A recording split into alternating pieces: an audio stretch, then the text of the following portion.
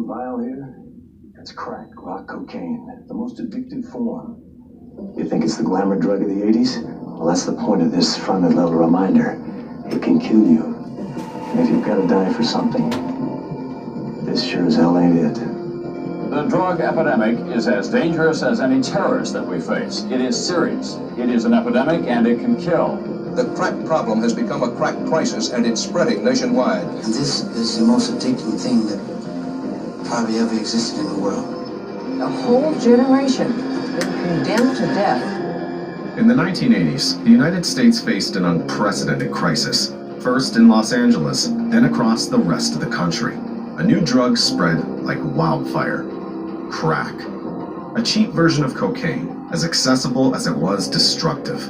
In just a few years, it devastated poor neighborhoods, shattered entire families, and fueled violence, particularly within the black community. A sudden epidemic that, at the time, was anything but accidental. You could even say it was orchestrated. Its origin took shape from far American streets, in a Central American country with a crucial stake, Nicaragua. At that time, tensions between the United States and the Soviet bloc were still at their peak. From the shadows of this global conflict, the CIA orchestrated a covert operation to support the Contras, a far-right paramilitary group opposed to Nicaragua's socialist regime. The goal? Stop the spread of communism, no matter the cost. And that cost? The CIA turned a blind eye to cocaine being imported to finance the Contras, weapons for Central America, and cocaine for the United States. A silent and lucrative traffic tolerated in the name of higher interests. And so, a clandestine market took shape, and an epidemic emerged. One where drugs flooded American streets and fueled gang violence. The result? Devastated neighborhoods, sacrificed generations, and a truth that remained in the shadows for far too long. Cocaine and drugs are destroying this country. It's going to get worse. Why is it going to get worse? Because we're out of control. We are out of control. Disappearing meant truly going dark. No phone, no signal, no paper trail. But these days, whether you're laying low or just flying out for a weekend, you still need data without leaving your digital fingerprints all over the place. That's where EPIDEMIC comes in, the sponsor of today's video. What you're about to hear is, unfortunately, drawn from a true story. This documentary is based on the work of Gary Webb, an investigative journalist who, at the cost of his own life, exposed the CIA's role in the importation of cocaine and the spread of crack in the United States. The facts presented in this video rely on his extensive investigations, particularly his book, Dark Alliance. The narrative approach used here serves only one purpose: to make the message more impactful. But where am I? He's awake, boss. Grayson! Grayson! Who are you? That's not important. What matters is the truth, Grayson. Nothing else. The truth about this operation. About what you did. What are you talking about?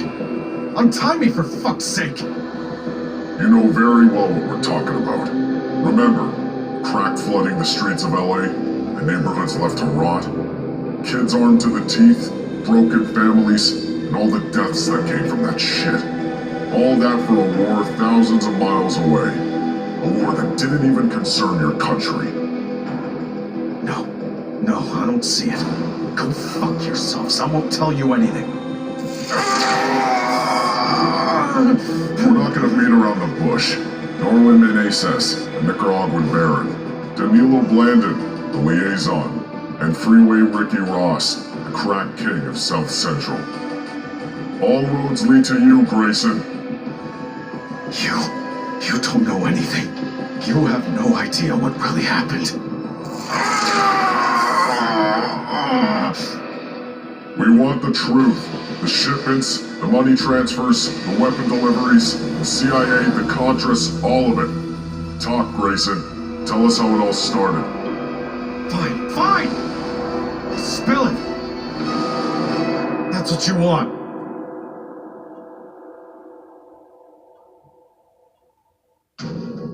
The pure and simple truth is rarely pure and never simple. Oscar Wilde.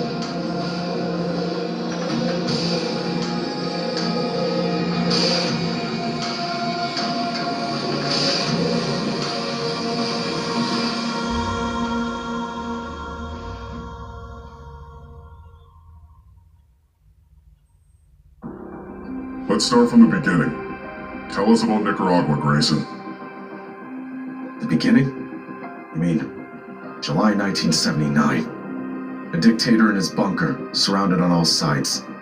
Anastasio Somoza. The last of a dynasty that had ruled for nearly half a century. His family had controlled Nicaragua with an iron fist since 1936. Anastasio Somoza worked for you? For us? Somoza did whatever we asked. He was our man. When the CIA needed backing in Central America, we went to him. In 1954, he helped us topple a pro-communist president in Guatemala. In 1961, he lent us a secret base for bombing Cuba during the Bay of Pigs invasion. 4 years later, he sent his men to crush a leftist uprising in the Dominican Republic. Hell, he even sent Nicaraguans to fight in Vietnam to keep Washington happy. So why did you abandon him? Because the wind had changed. The Sandinista revolutionaries, backed by Cuba and the USSR, were already at Managua's gates, the nation's capital. And in Washington, our image was starting to take a hit. La Guardia, Somoza's National Guard, was massacring civilians, torturing dissidents. It didn't look good. Too visible, too dirty. His murderous, corrupt apparatus was violating human rights. So we turned our back on Somoza, as if all that blood had never happened. You Americans. And how did he take it? Well, he felt betrayed. He begged the U.S. ambassador to Nicaragua. He reminded him of everything he'd done for us, like a loyal soldier. But our decision had already been made. Somoza was no longer useful. He was gonna fall. So we tried one last move. We put La Guardia on the table. That private militia. We built it in the 1930s. Trained it in our bases. He told us, if I go down, La Guardia goes with me. And that scared us. We'd invested millions in that structure, arming it, training its officers in the complex arts of anti-communism. La Guardia was our bulwark against the Red Threat in Nicaragua. Our lever to keep influence, no matter who replaced him. The U.S. ambassador promised he would do everything to preserve it. But in reality, it was already over. Somoza slipped away like a thief on the night of July 17, 1979. 2 private jets, his generals, his cronies, all bound for Florida. And La Guardia? It collapsed within hours. The Sandinistas entered Managua without firing a shot. They declared the end of the dictatorship, the end of La Guardia. Those who managed to flee crossed borders. The others ended up in prison or executed. Somoza's fall marked the end of a dictatorship, but it also marked the beginning of a covert war financed by cocaine.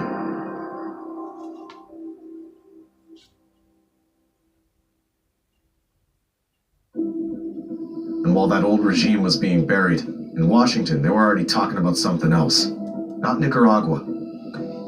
Cocaine. Members of Congress were starting to panic.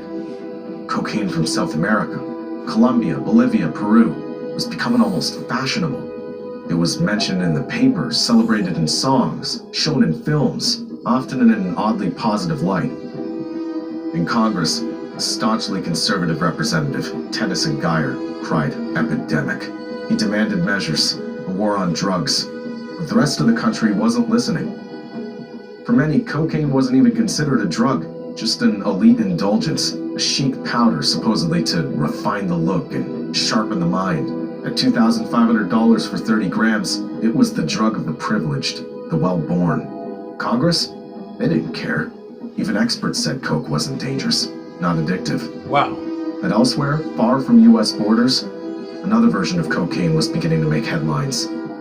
In Peru, in Bolivia, a brown, sticky paste smoked in hand-rolled cigarettes. They called it pasta basica, the cocoa paste. It was the precursor to crack. For heavy users, it had everything to seduce. You could smoke as much as you wanted. No snorting, no waiting for the nose to absorb the powder. This was instant. The vapors hit the lungs directly. The effect was brutal. Not only faster, this paste was far purer, up to 80% cocaine content, compared with barely 20 to 30% for powdered coke. And most importantly, it cost next to nothing. A cheap, powerful, accessible drug. But the flip side was savage. The high lasted only minutes, and if you didn't follow up immediately with another dose, you sank into an abyssal depression. A hellish loop. Once you started, you couldn't stop. Facts. That's a fact. Peruvian psychiatrist of the time warned. Hallucinations, paranoia, lightning-fast addiction. Hundreds of men ruined, burned out, dehumanized by this new form of cocaine. But who listened? Reports were in Spanish. Nobody took them seriously. Still, the Los Angeles researchers sounded the alarm. Ronald Siegel, a respected toxicologist, had studied cocaine's effects for years, in labs and in the field. Reading a Peruvian psychiatrist's reports on the cocoa paste, he realized something troubling. This new mode of consumption was no longer confined to South America. It was crossing borders and beginning to show up in Los Angeles. What Siegel discovered next was even more alarming. With their taste for innovation, Americans had found a way to go further. To turn powdered cocaine into a smokable form, even purer and more destructive. A simple chemical process freed the base by removing the element that made it water-soluble. They called it freebase, a smokable cocaine unlike anything anyone had tried before. And at that point, we were one step away from crack. In short, Ronald Siegel rang the alarm, as did other scientists. Data, testimonies, evidence, it was all there. This new drug drove people mad. Young people burned from the inside. Psychiatric clinics overflowing in Peru and Bolivia. And already, disturbing signs in Los Angeles, San Francisco, Chicago, New York. Faced with these warning signs, a few voices rose to the top of the state. In Washington, one name stood out. Dr. Robert Bick, neuropharmacologist, Yale professor, known for editing Freud's work on cocaine. He was present the day the conservative representative Tennyson Geyer shouted about the cocaine pandemic. Seated calmly during long hearings, he waited his turn. When he spoke, Geyer introduced him respectfully, praising his very, very impressive credentials. And Robert Bick did not mince words. He denounced the misinformation spread by the government. He warned of what he saw as an imminent catastrophe. We do not yet have an epidemic of freebase or smoking cocoa paste in the United States, but it is very likely that this could happen. He therefore called for a nationwide information campaign. It was right. We must show what happens when this drug is used, to prevent a potential epidemic. But the room didn't want to hear that. Right. No budget, no campaign, just a curt question. Freebasing. What is the DEA doing to stop Bolivians and Peruvians from cultivating coca? Basehead. Yeah, these guys didn't grasp the gravity of what was coming. Because ultimately, that poison wouldn't stay on the slopes above Lima. It was going to come down the hills and into American streets. That's a fact. That's a fact.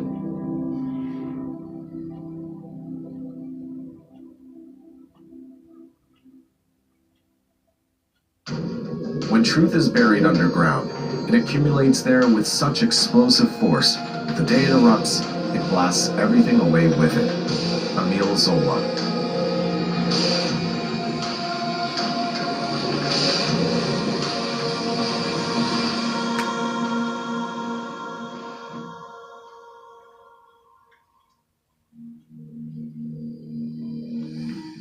Get back to Nicaragua, Grayson.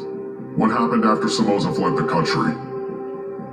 Yeah, Nicaragua. At that point, everything was collapsing. The Sandinista rebels were advancing. Somoza was finished. The Guardia was imploding. And while the local aristocracy was fleeing like rats, a man showed up in Los Angeles on July 5th, 1979. His name? Oscar Danilo Blandon Reyes. A Nicaraguan exile, but not just anyone. Blandon was the son of a major landowner, married to an heiress from one of the most powerful families in Nicaragua. He had everything. Wealth, connections, influence, and then in a matter of weeks, nothing. No more land, no more privileges. forced to start from scratch in a country he knew nothing about. In Los Angeles, Blandon joined his family, who'd arrived before him, but there was no way he was going to roll over and die. The Nicaraguan exile got moving again and found a job at a small used car lot run by two other compatriots, the Torres brothers, Nicaraguan giants who lived with two cousins of Pablo Escobar. Back then, the Torres brothers weren't yet in the cocaine trade, but it wouldn't take long. Same for Blandon, who at that moment started reaching out to old contacts, fellow Nicaraguans. At first, to talk about the country, exile, humiliation. Then the meetings became regular, more serious, and little by little, an idea took shape: organize a resistance from the United States. We created a group in Los Angeles. There were 5 of us. We called it the FDN, the Nicaraguan Democratic Force. Yeah, that was the early stage of what would become the Contras. But in truth, the FDN didn't exist yet. At that time, late 1979, early 1980, the money Blandon was collecting mainly went to support the Legion of September 15th, a group of Somoza veterans based in Guatemala, made up of the dictator's former bodyguards. It was only in August 1981 that the CIA merged several exile groups, including the Legion, to officially create the FDN, which would become the main Contra force. And the CIA and all this? You're dancing around it, Grayson. Tell me how they got their hands in it. Well, they waited until things were taking shape. When they saw that the Nicaraguan exiles were organizing, they sent an emissary, Enrique Bermudez, a former Guardia colonel, trained by the Americans and connected to the Pentagon. He was a trusted man, well regarded in Washington. On paper, it was clean. In 1980, the CIA contacted Bermudez and offered him a mission: build a resistance army against the Sandinistas. To do that, the agency put him in contact with the Legion of September 15th, the group of Somoza's old veterans. And a year later, under his leadership, the FDN was officially born. After that, Enrique Bermudez arrived in Los Angeles to recruit reinforcements, and among those he approached, one Danilo Blandon. Is that when the large-scale cocaine trafficking begins? Not yet. At that point, Blandon was still just a penniless political exile. But now, thanks to Bermudez and the CIA, he had a cause, helping his country's resistance. In Los Angeles, Bermudez visited the small circle of Nicaraguans Blandon belonged to. Bermudez came into a group meeting to give a speech of encouragement and asked that the group uphold the idea of a free and democratic Nicaragua. He wanted us to make the Contras cause known in the United States. Bermudez asked them to take back the FDN's colors, name, and flag, but also to formalize their commitment, and above all, to find money, vehicles, logistics. So Blandon followed through. He took out a loan to buy a new pickup truck, pretended it was for personal use, and sent it to Honduras, where the Contras had set up their headquarters. It'd be the first vehicle sent from the United States for the rebellion, but the cause needed more: weapons, logistics, funding to keep a guerrilla alive. So another way had to be found. And that's when cocaine became more than a business. It became a weapon.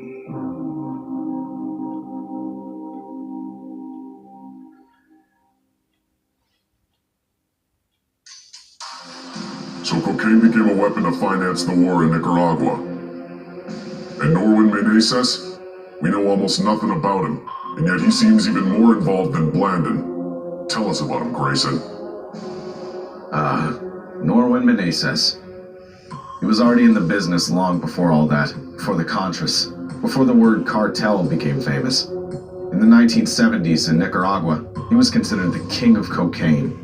Meneses was the Cali cartel's representative in the country, brother of a Guardia general, close to the regime and protected by Somoza. He ran nightclubs, brothels, and was already trafficking kilos of powder. The cops? He bought them.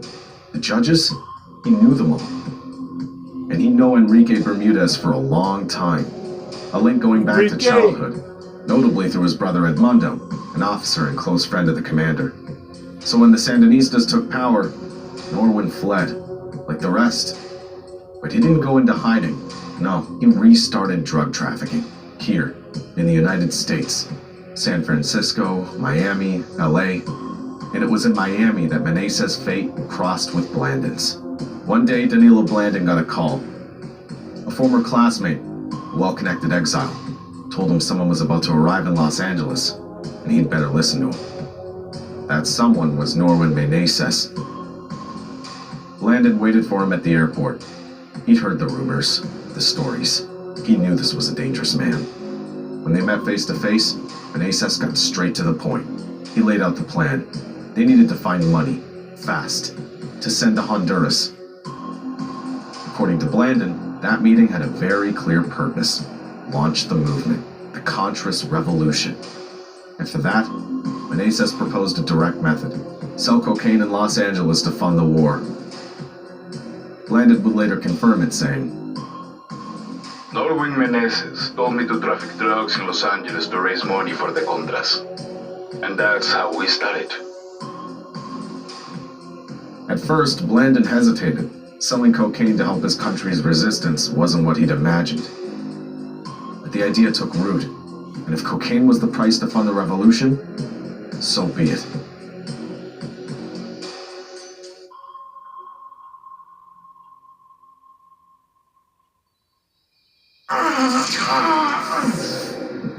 You're holding back, Grayson. How the hell did a guy like Norman Meneses get into the United States? A cocaine baron of his caliber? With a rap sheet a mile long, already flagged by the FBI and the DEA since the 70s? What's the story? Did he have a pass? A CIA stamp? If you just let me finish! Even the Justice Department never figured it out. In 1997, an inspector general tried to understand how this guy could come and go so often. The result? Gaping holes in the records. Nothing clear. And yet, he'd been on the radar for years. Theft, trafficking, even a murder in Managua. Seems Meneses had his connections. He himself admitted to having helped CIA agents cross the Nicaraguan border after the Sandinista Revolution. Meneses knew how to move around there, where to cross. So yeah, maybe he got a favor in return. Anyway, Blandin and Meneses then went together to Honduras, to an FDN camp, to meet Enrique Bermudez. Bermudez gave them another encouragement speech, talking about the organization's struggles to raise funds and secure equipment to support the Contras. He assigned them a specific mission: raise money from California. There's a saying that the end justifies the means. And that's what Bermudez told us in Honduras. Meneses later confirmed it. He didn't even try to deny anything. He admitted to having raised funds for the FDN in the San Francisco area, and to recruiting soldiers among Nicaraguan exiles living in the United States. And by then, the Contras weren't a group anymore. They were a business, a contracted war machine. Or rather, an unofficial branch of the CIA. The problem was, the money wasn't following.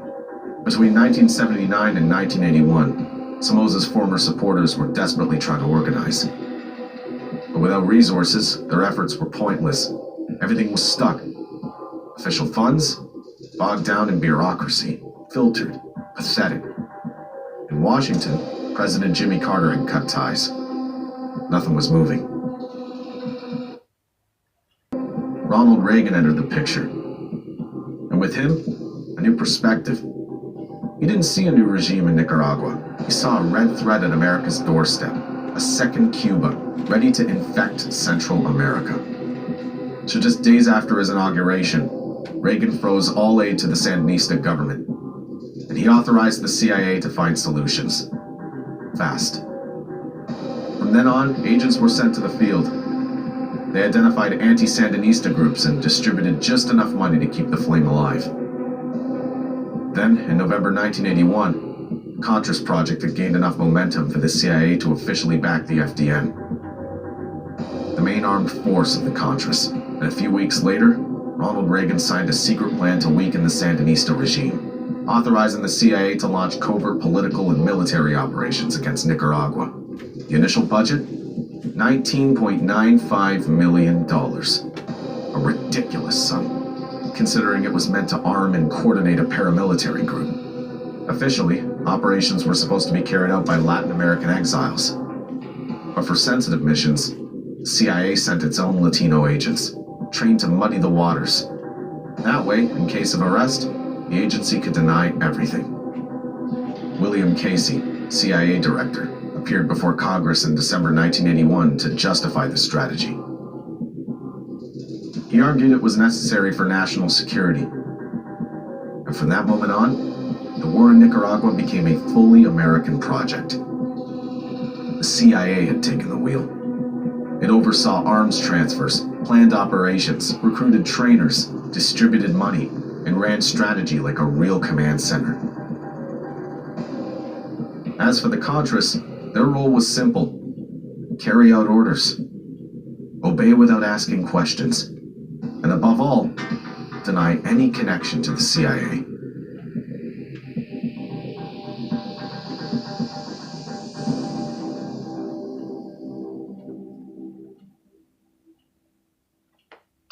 The great enemy of the truth is very often not the lie, deliberate, contrived, and dishonest, but the myth, persistent, persuasive, and unrealistic. John F. Kennedy.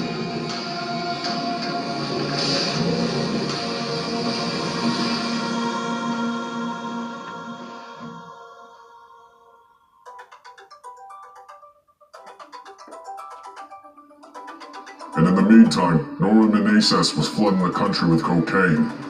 What was it, Grayson? Small quantities or full shipments? We were talking shipments, yeah. According to Blandon, Menezes' organization brought 900 kilos of cocaine into the United States in 1981, nearly a ton. Estimated value at the time, $54 million. And still, according to Blandon, all that money was meant to finance the war against the Sandinistas. What about Danilo Blandon? We want to know more about his rise. Blandon's beginnings in the coke trade were slow. Too slow. 2 kilos in his hands, and nobody to move him. Blandon didn't know anything about the cocaine business. Menezes was putting pressure on him every week. So he did what he knew. He turned to his old contacts in the auto world. Friends, acquaintances in garages and dealerships. That's where he found his first customers. Little by little, it caught on. The powder moved. The money came in. Most of what he earned went straight to Menezes, who was then responsible for passing it on. But Blandon wasn't getting rich. Menezes was the one centralizing the money for the cause. Blandon only got crumbs. Understand this, Blandon barely had enough to pay his rent and feed his daughter. Nothing more. Yet despite those rough beginnings, by the end of 1982, his cocaine business exploded. And what caused that sudden expansion, Grayson? There were 2 reasons. The first was that the cocaine epidemic already ravaging South America had finally reached Los Angeles, just as doctors had warned for years. And the second was a kid from the Los Angeles ghetto. A resourceful, street-smart teenager willing to do anything. His name? Ricky Donald Ross. But on the street, everyone would soon call him Freeway Ricky Ross, the future king of crack, the one who, along with Danilo Blandon, would change Los Angeles forever.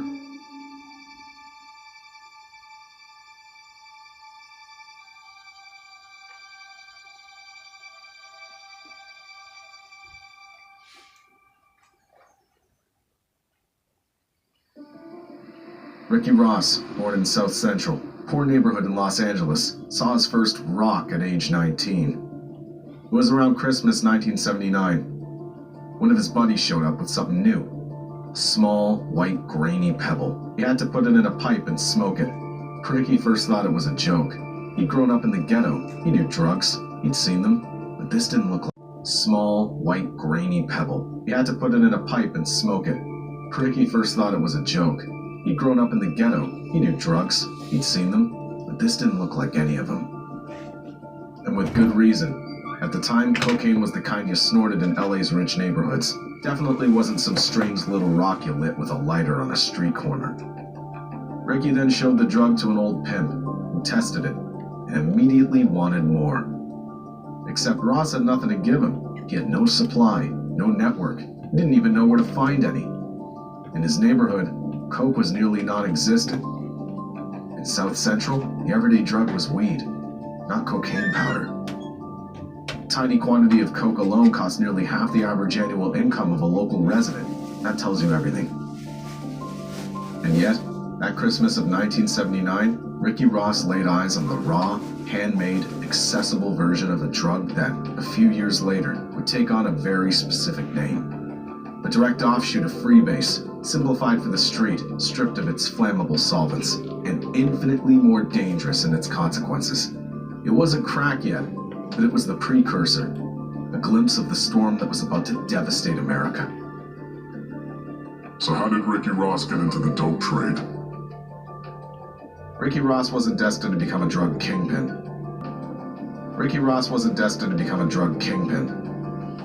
Back then, he didn't drink, didn't smoke. He'd never been in serious trouble with the law. He wasn't even affiliated with a gang, even though he'd grown up around the 74 Hoover Crips. They were old friends, familiar faces from the neighborhood. But him? He didn't have time for that. After class, he went straight to practice. Yeah, because his passion was tennis.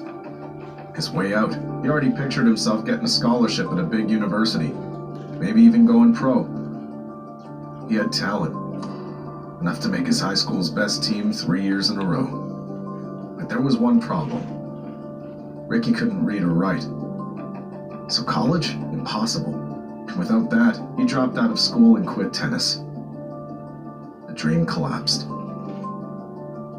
At home in South Central, it was his mother, Annie, who kept watch. A strict woman, a janitor in downtown office buildings.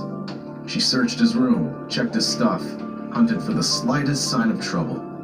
Yeah, because Ricky's father had been gone a long time. He left when Ricky was still a kid. So Annie was the one holding the house together, alone. In South Central, Ricky saw his future closing in. No more university, no more tennis, yet to find something else. That's how, in 1979, Ricky found a new foothold thanks to a guy he met on the tennis court. Mr. Fisher. An auto upholstery teacher. Fisher managed to get him a spot in a vocational training center. Ricky started taking auto repair classes while continuing to spend time with Fisher, who gradually became a father figure. And little by little, Ricky discovered another side of him. Mr. Fisher was involved in cocaine trafficking. After enough conversations, Fisher eventually showed him a small amount of cocaine, $50 worth, easy to resell. For a kid from South Central looking for money, the idea started to make sense. He then talked it over with Ollie Newell, a friend recently out of prison, pushed him to give it a try. Ricky hesitated, but eventually agreed. He felt ready to try. With the first sample supplied by Fisher, the two of them started dealing dope. But it got burned at first. The first customer ran off without paying. So Ricky and Ollie stole a car to finance another purchase of cocaine. This time, their customer didn't disappear, and their investment paid off. They resold in small doses, made several $100s, and fell right back into the cycle. Buy, cut, sell. From that moment on, Ricky Ross had set foot in a business that would soon become massive.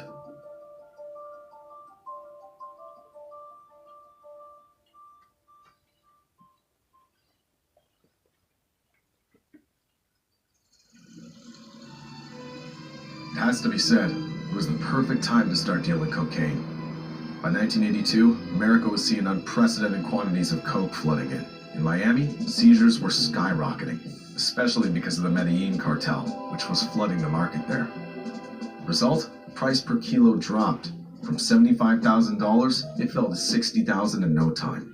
For Ricky and Ollie, it was the moment to take advantage. With the price now lower, their network logically expanded. In the drug trade, Ricky Ross applied the same discipline he had in tennis. No partying, no personal use. He didn't want to end up ruined like so many dealers addicted to their own product. His friend Ollie sometimes gave in, but Ricky would pull him back in line and tell him to reinvest all profits into the merchandise. At that time, Ricky didn't see himself as a criminal, but as a professional. He almost believed it was his calling. Some people think God put them here to be preachers. I felt like he put me here to be a cocaine dealer. But Mr. Fisher, their initial supplier, wasn't. I felt like he put me here to be a cocaine dealer. But Mr. Fisher, their initial supplier, wasn't prepared for that pace. He didn't want to be involved at that level of trafficking anymore. So he directed Rick and Ollie to Ivan Arguelles, another Nicaraguan exile who had already been supplying Fisher for a year. Ross met him, and Ivan offered to deal with them directly, without going through Fisher, so he could give them better prices. By working with Ivan, Ricky and Ollie were able to buy cocaine in larger quantities. And since Fisher had been taking a big cut on every deal, dealing directly with Ivan allowed them to increase their profits. For about 8 months, supply through Ivan continued. And suddenly, Ivan disappeared without warning. No more product, no more contact. Ross and Newell were screwed. At least until the day a certain Danilo Blandon decided to step in.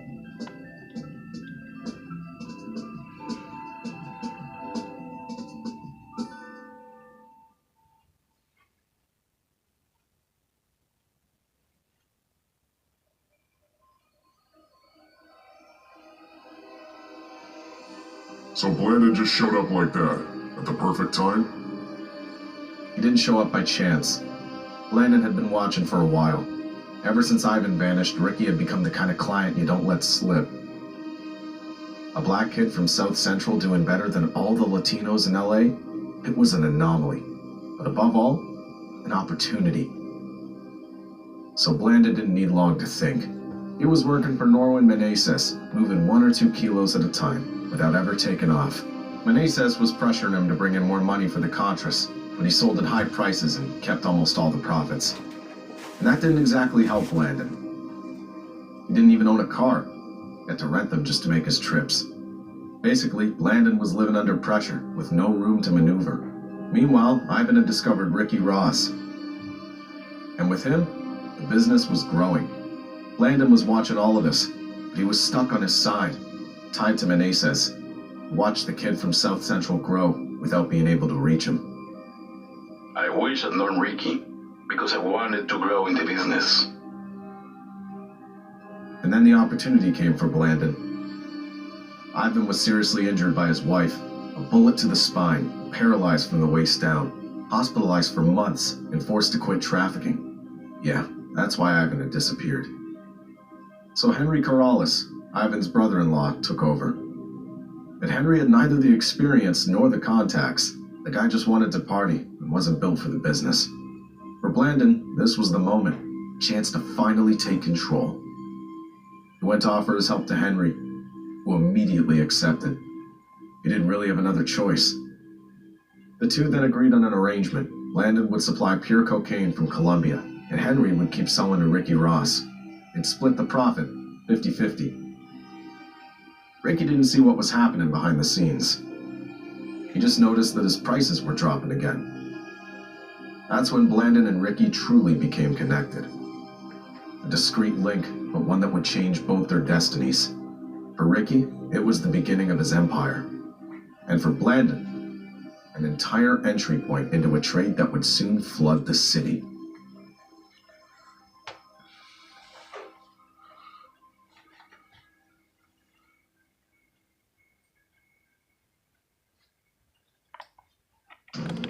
I'm for truth, no matter who tells it. I'm for justice, no matter who it's for or against. I'm a human being, first and foremost. And as such, I'm for whoever and whatever benefits humanity as a whole. Malcolm X.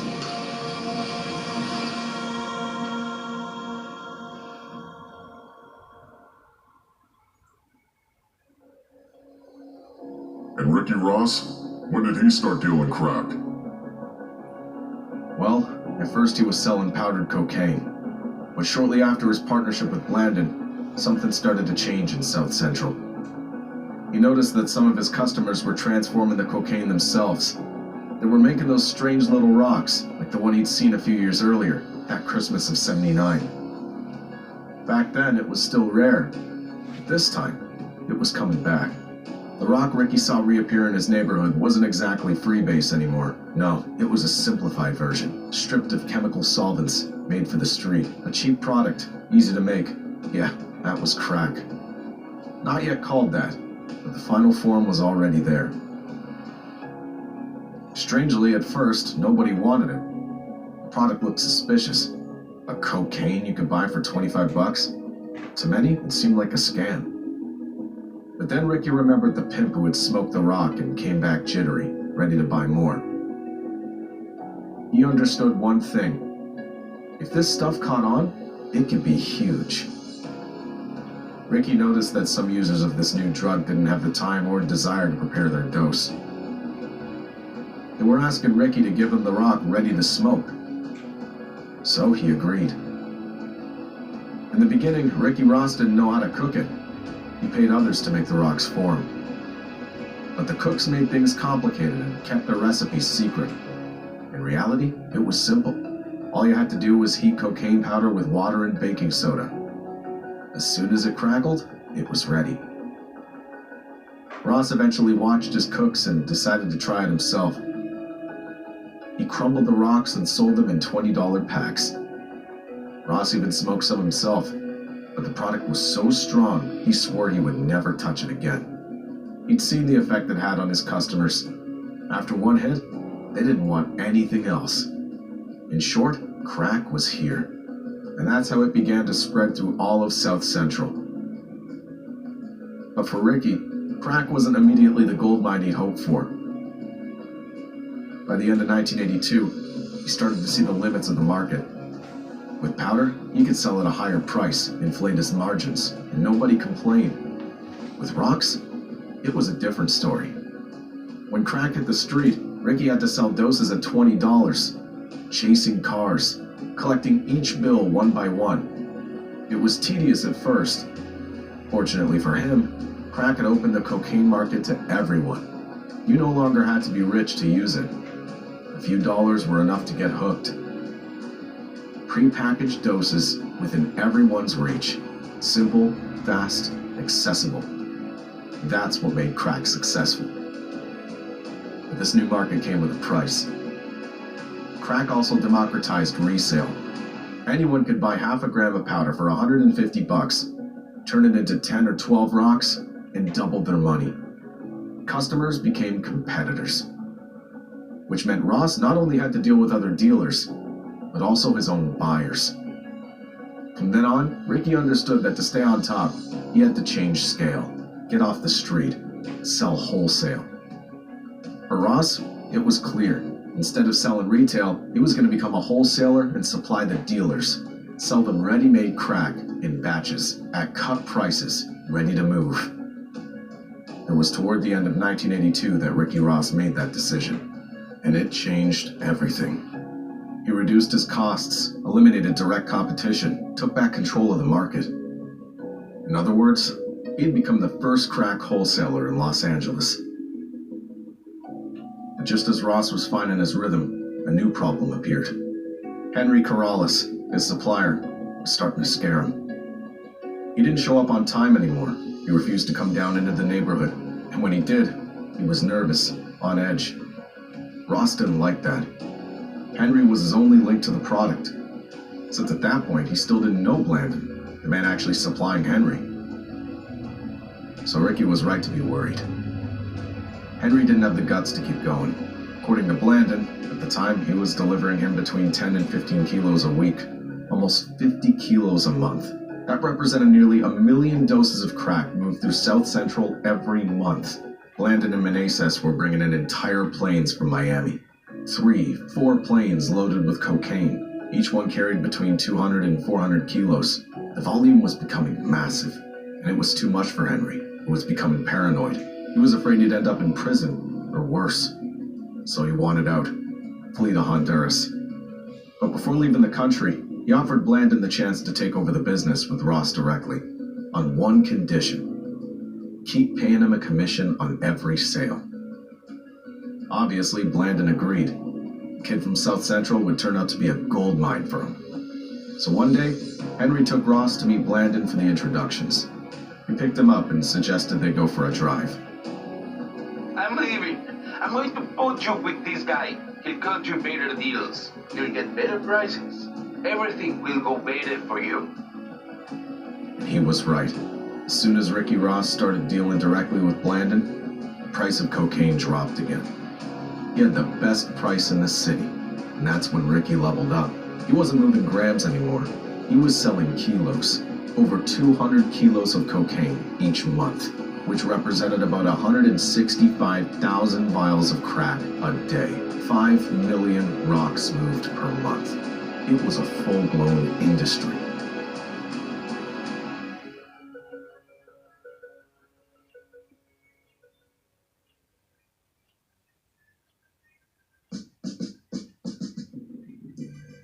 Starting in 1984, it blew up. Blandon was pouring a mountain of cocaine every week into the black neighborhoods of Los Angeles. For him and for Ross, 1984 was a terrifying year. Everything was going too fast. In 1984 and 1985, Ross and Blandon admitted that their empire had reached its peak. Ross was selling coke so fast he didn't even have time to turn it into crack. He just received the kilos and redistributed them. Behind him, small crack producers, often tied to different Crips gangs in Los Angeles, handled the cooking, and demand kept growing. It just kept rising, until he was buying 100 kilos a week from me. Damn. Ross called him non-stop, 2-3 times a day, at any hour. Sometimes at 2 in the morning, sometimes at 4. Blandon was going crazy. So to keep up, he made a deal with his Colombian suppliers. He asked them to trust Ross, to front him the cocaine. Hey, let's give this guy some credit. He's a good payer. And they agreed. Ross got an advance of 20 to 25 kilos of cocaine without spending a dollar. That advance represented nearly $1 million at wholesale price. At that moment, everything seemed to be going their way.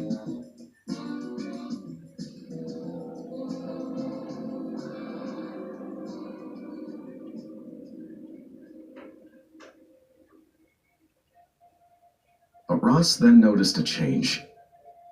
Danilo Blandon, his supplier, was starting to let himself go a little too much. He was drinking, snorting, and even tried to get Ross to take cocaine with him. Ross refused every time.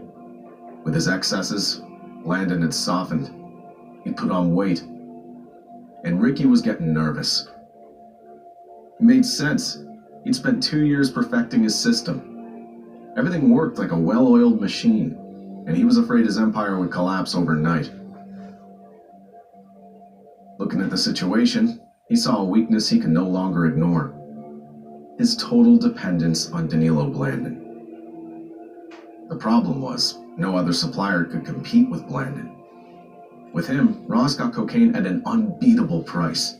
While others paid $45,000 a kilo, he was getting it for $38,000. And with him, there was never a shortage. Besides, Blandon wasn't just his supplier, he was also his protector. In Los Angeles, Danilo always told me they were going to raid my place.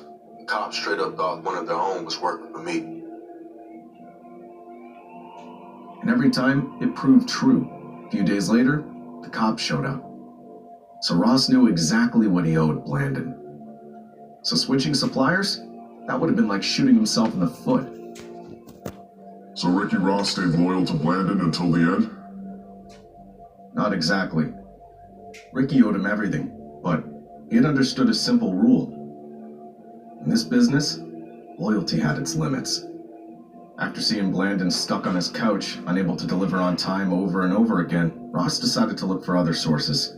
Among the offers he received, there was one from the Torres brothers, the 2 Nicaraguan giants who were also involved in the cocaine trade. Ross had met them through Blandon. One day, the Torres brothers had discreetly slipped him their number, just in case. Ross remembered it and called them one day. The Torres brothers were ready to do business with him. The prices were roughly the same as Blandon's, and that's how Ricky started playing both sides. He bought from Blandon, then from the Torres brothers. Then he went back to Blandon, claiming his other suppliers were giving him better deals. And he did the same in the other direction. A real balancing act, with him as the only winner. Blandon never knew exactly how much cocaine the Torres brothers were selling to Ross, but he did know their volume had exploded. When he was delivering 100 kilos to Ross in a week, the Torres brothers could be moving 50, sometimes even 100. Ross knew it. He had to cover himself, just in case. And to go even further, he followed Blandon's advice and started investing. Ricky invested methodically. He bought houses, buildings, an auto parts store, and above all, a motel. A small establishment located near a freeway, the Freeway Motor Inn, a discreet transit spot, perfect for meetings between dealers and couriers. And that's where his nickname came from, Freeway Rick. All around him, crack was beginning to rot the city.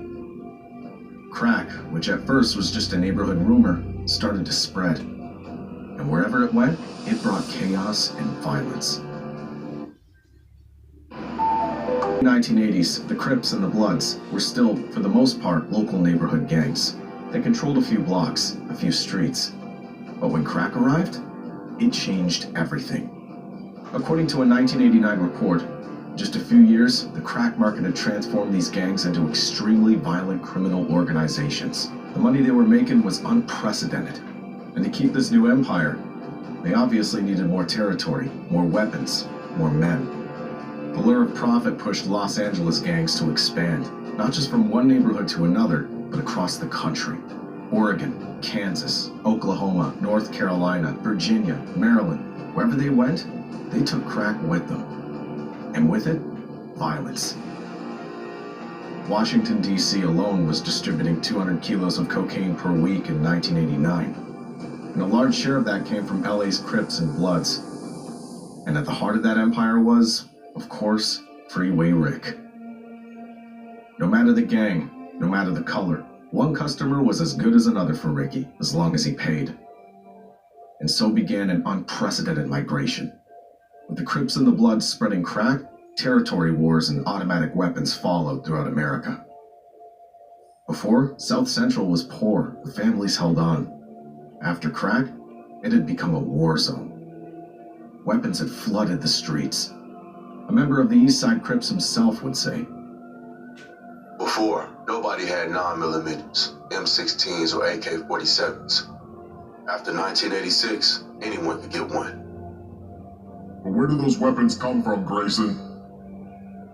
Danilo Blandon was behind it all.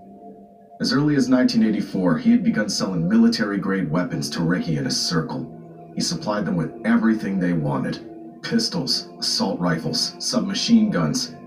So you were fighting communism by arming the gangs of Los Angeles? Blandon, at least, had never hidden the truth. The weapons flooding South Central did come from his network.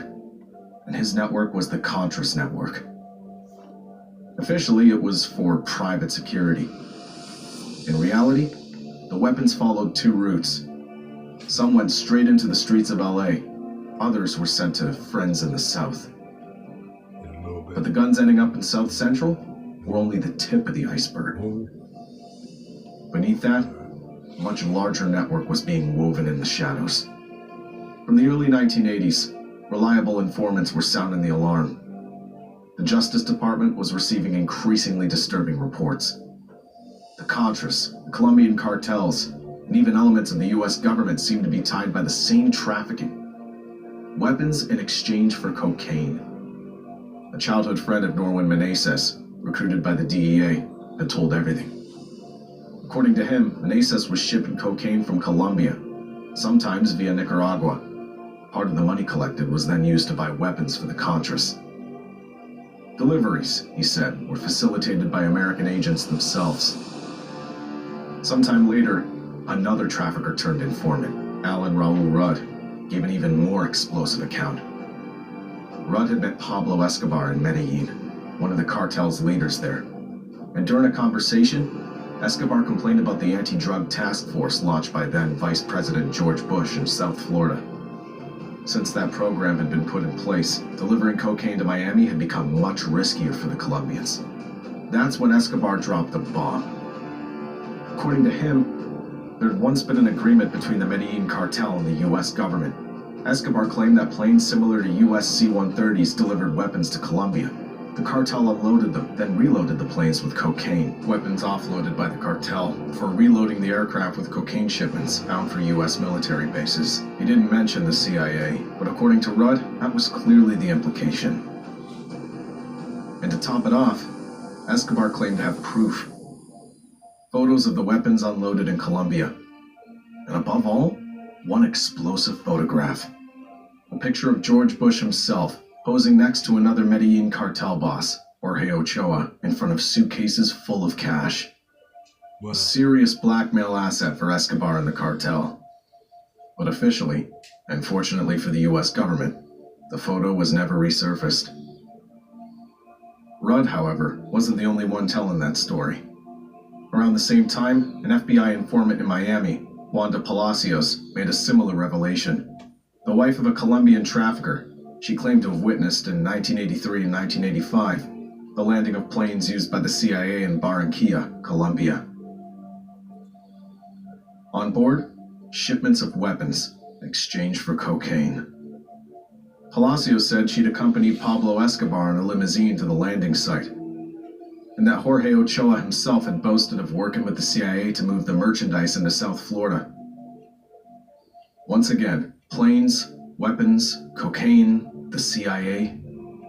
Everything seemed to point in the same direction. Finally, there's the story of Barry Seal, a former airline pilot who became one of the biggest drug traffickers in the southern United States in the 1980s. Recruited by the Medellin cartel, he was importing entire shipments of cocaine into Florida and Louisiana. But what few people knew at the time was that Barry Seal was also secretly working for the DEA. He allegedly took part in covert operations linked to the Contras, delivering weapons to Nicaragua and returning to the United States with cocaine on board. In 1984, the White House recruited him to set up the Sandinista regime. Seal infiltrated an operation in Nicaragua and came back with the proof Washington was waiting for. Photos showing Pablo Escobar and his men loading a plane with cocaine at a Nicaraguan airport, apparently under Sandinista protection. The timing was perfect. On the eve of a crucial vote in Congress on aid to the Contras, Ronald Reagan decided to broadcast one of the images on national television. This picture, secretly taken at a military airfield outside Managua, shows Federico Vaughn, a top aide to one of the 9 commandantes who rule Nicaragua, loading an aircraft with illegal narcotics bound for the United States. No, there seems to be no crime to which the Sandinistas will not stoop. This is an outlaw regime. The message was clear. The Sandinistas are narco-traffickers. And faced with that, supporting the Contras becomes a duty. But the truth is far murkier. Declassified documents later revealed that even the CIA was never able to prove the Sandinista regime's direct involvement in the trafficking. Despite months of investigation, not a single solid piece of evidence. The whole show was staged. A manipulation designed to sway public opinion. And Barry Seal? He was assassinated in 1986 in New Orleans by Colombian hitmen. Officially, on orders from the cartel. Off the record, maybe because he knew too much.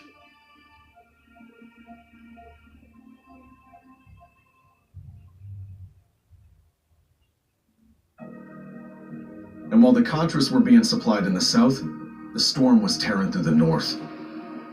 Neighborhood by neighborhood, street by street, America was sinking. But no one was watching. Until the day someone finally looked up. A cop named Jerry Gazzetta, Narcotics Division, Los Angeles County. A guy who hated dealers more than most. One of them had killed his brother. So for him, it wasn't about justice anymore. It was personal. One day, Jerry Gazzetta started investigating a ridiculous detail. An unemployed guy who had bought 8 money-counting machines. Just a yellow light in the daily grind of a cop like Gazzetta. But for him, it was enough. He dug until he found 2 outsized figures. The Torres brothers. 2 giants with no visible criminal record, but bank accounts overflowing with cash. They were always in South Central, dropping off suitcases and picking up others. Gazzetta started watching them.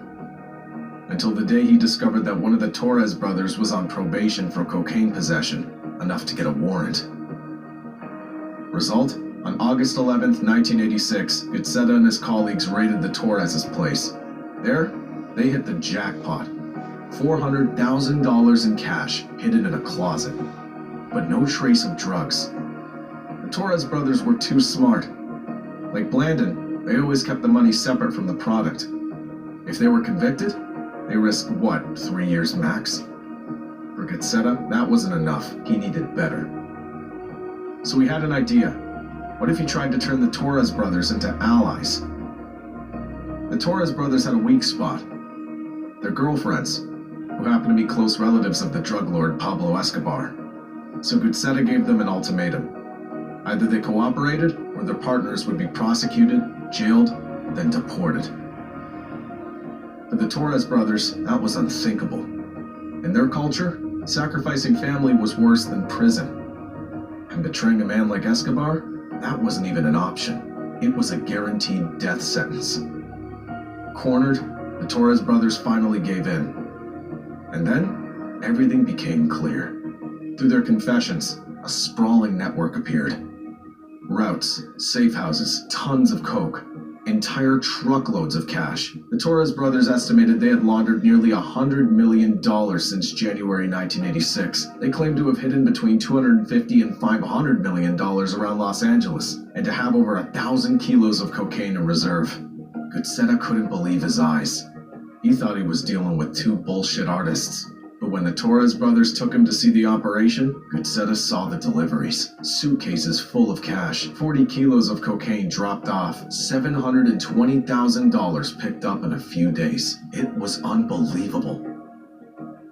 Every location had a purpose. An empty building was actually a conversion lab. Another, busier one, a distribution hub. And that brand new motel, the Freeway Motor Inn, Ricky Ross's base. Besides turning in Ross, the Torres brothers also turned in Danilo Blandon. They revealed to Gutzetta how, for months, Blandon had supplied Ricky and Ollie. Now, thanks to him, cocaine deliveries never stopped. Investigators then understood that behind South Central, there was a channel, a real pipeline, stretching all the way back to South America. Protected, discreet route that no one had managed to identify until then.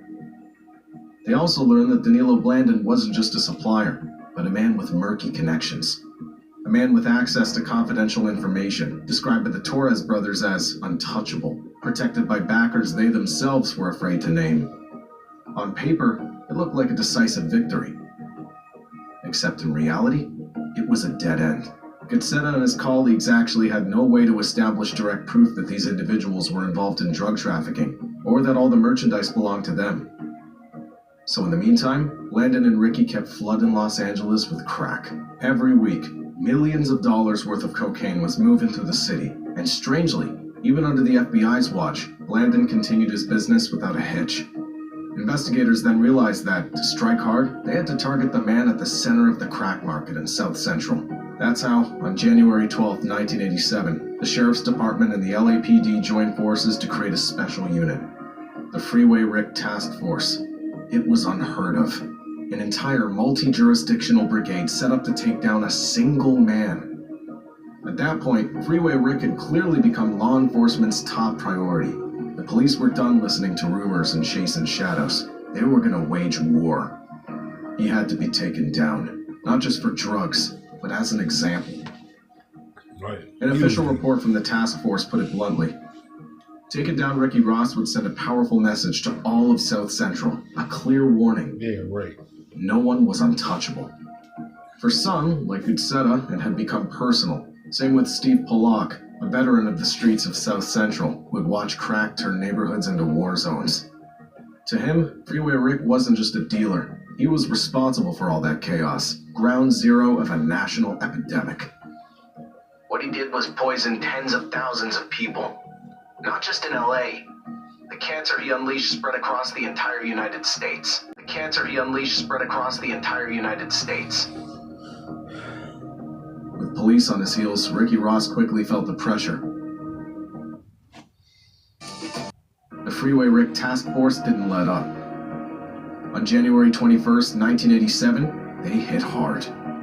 The freeway motor inn was stormed like an enemy stronghold. Every room searched, cash seized, and an ultra-sophisticated radio device found, tapped into police frequencies.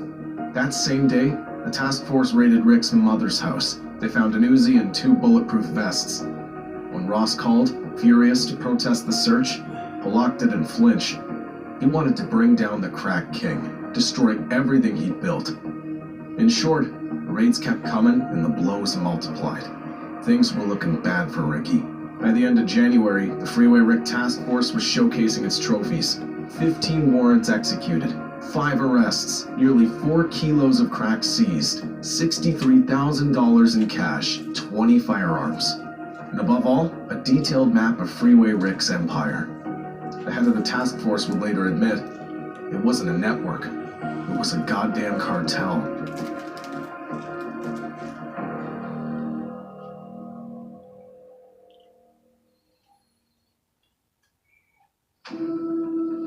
Meanwhile, Danilo Blandon can feel the storm closing in. The repeated raids on his properties, pressure on Freeway Rick, everything pointed to time running out. So Blandon made a decision. He quietly left Los Angeles. He liquidated his businesses, sold his properties, and sent his wife and children to Florida, where he later joined them. He took $1.6 million in cash with him, fully intent on starting a new life. So that was it? The beginning of the end? No, not quite. At that point, Ricky Ross was still standing. But he could feel something had changed. His mentor, Danilo Blandon, had disappeared. The legal storm kept growing. And for the first time, he started to doubt. He began looking around him and seeing what his empire had created. And in the streets of Los Angeles, the atmosphere had changed too. The market was saturated. Competition was eating everything alive. The Crips, the Bloods, independent dealers, everyone was trying to grab whatever they could. Ricky watched prices collapse. A kilo of coke that used to be worth $50,000 was now selling for $12,000. The street had become a battlefield. That's when he told himself he needed to plan his exit. There is a recklessness in today's gang wars that make even the prohibition battles of the 1920s pale by comparison. In the fall of 1988, Ricky Ross left Los Angeles and moved to Cincinnati. For him, it was a fresh start, far from the chaos of South Central. There, he hoped to turn the page, buy houses, build a new life, become someone else. But deep down, Freeway Rick was still Freeway Rick, and the drug world was still calling him. It was stronger than him. So when Danilo Blandon called him from Miami, the temptation was too strong for Rick. The Nicaraguan trafficker was offering him a new deal, an opportunity he couldn't pass up. And Ricky fell back in. Everything seemed to start up again. Business was resuming. But what Rick didn't know was that at the same time, Blandon was playing a double game. He was no longer the partner he once was. He was planning his exit, his survival. Yeah, because starting in May 1992, Blandon became an informant for the DEA. He'd been arrested for trafficking and money laundering, and he was facing life in prison, with the risk of seeing his wife jailed and his 2 daughters left orphans. So he negotiated his immunity, and in exchange, a secret collaboration. He would deliver his former partners, one by one. And at the top of the list, you guessed it, Ricky Ross. To do that, Blandon hounded him with calls, pretending he owed money to the Colombians. He claimed he desperately needed him. Ricky hesitated for a long time, but cornered by the pressure, he eventually gave in. And in February 1995, everything was set up. Ricky showed up to the meeting arranged by Blandon, except it wasn't a regular deal. In reality, everything was under surveillance. Ricky Ross briefly inspected a vehicle containing several kilos of cocaine, and within seconds, the trap snapped shut. Police cars came out of nowhere. Ross tried to run, but it was useless. He was quickly captured, handcuffed to the ground, betrayed by the man he still considered a brother. And while Rick was going down, far away in Nicaragua, another empire was collapsing. Norman Meneses, the godfather of the network, had recently come under close surveillance by the Nicaraguan National Police. And in November 1991, after months of secret investigation, authorities launched a series of simultaneous raids on his properties. Result, 725 kilos of cocaine were seized from his home. Norwin Meneses and several of his associates were arrested, bringing an end to one of the most powerful drug networks in Central America, a network the DEA had allowed to thrive for nearly 2 decades. At the time of his arrest, Meneses claimed he had acted with the blessing of a superpower, and that he had worked for the DEA with a secret mission to frame high-ranking Sandinista officials in a drug scandal. Except this time, no one was coming to save him. And so that's how this story ends? Ricky Ross and Meneses behind bars, Blandon cleared, free as air. And the Contras? Nicaragua in flames, America handed over to crack. All that for a few scraps of territory. You wanted the truth? Well, there you go, you've got it. It's true, we let traffickers flood our streets to finance a war that wasn't ours. We armed gangs while shouting about the war on drugs. We sacrificed entire neighborhoods to support a few thousand guerrillas on the other side of the world. We watched crack destroy generations, and we looked the other way. That's how it was. All of it in the name of national security. All because we thought the evil was them, not us. I've told you everything I know. Now let me go! We've got everything we need. Release him. Yes, boss. No!